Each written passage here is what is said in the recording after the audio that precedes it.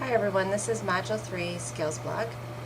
The first question asks what skills described in Chapter 7 of textbook and on the Leadership Skills questionnaire would you use to secure needed resources such as staff?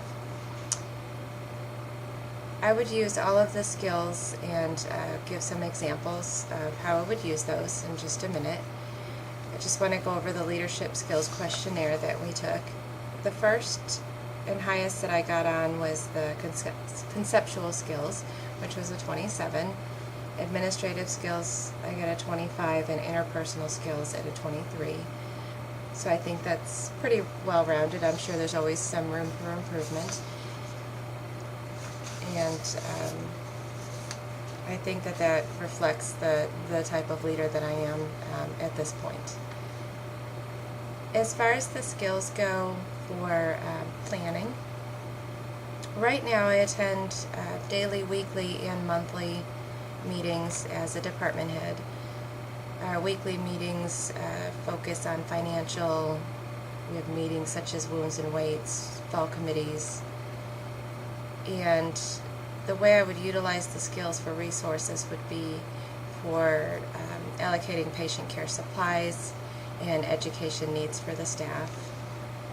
Organizing and staffing. Our department, as far as nursing goes, functions separately on the staffing level, but we work as an interdisciplinary team. We use a team concept model for our staffing. We do staff to patient numbers rather than acuity, and that can sometimes be a challenge. So we do watch incoming referrals. I look at everything that's coming in, and if we do have a higher acuity patient, we do adjust staffing based on those numbers. As far as directing, coordinating, and controlling aspects and skills, I find it's important to explain why something is being done. A lot of times I think people respond better if we know why we're doing things, if we understand the regulatory purpose, the nursing purpose, and I set clear expectations and follow up. And then also at the end, it's always very important that if there is a deficiency found, that we correct the problem right then and there, but we can always re-educate and take a little bit further if we need to make sure that everybody understands the expectation and the practice that is required. Identify the levels and departments that you would need to work with in order to be effective in your role. Currently, basically it's all department heads, administrator, social worker, the business office manager, the rehab director, activities department. We have a nutritionist, wound care, and pharmacist all participate in either the daily, weekly, or monthly meetings as a collaborative effort to make sure the patients are having good outcomes, we're directing their care appropriately, and they are obviously getting those basic care needs, but we want to exceed those. The article that I reviewed highlights the importance of involving all team members.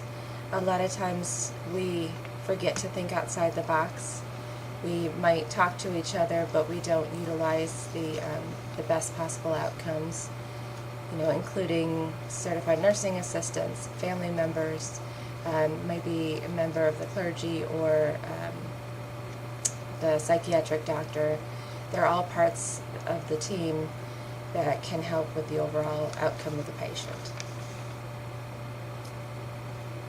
And then finally, excuse me, explain if you feel you would have a preference for a vertical or horizontal structure in a particular model and why. This is always a really tough question for me because I do believe in a chain of command, but I also believe that you should always have open communication, especially when you're a leader or a manager. I believe that your staff, all staff should be able to interact with each other no matter the title. So I guess I would believe in more of a flat structure and to help employees, develop their own abilities, help them to better communicate. Believe in a team approach.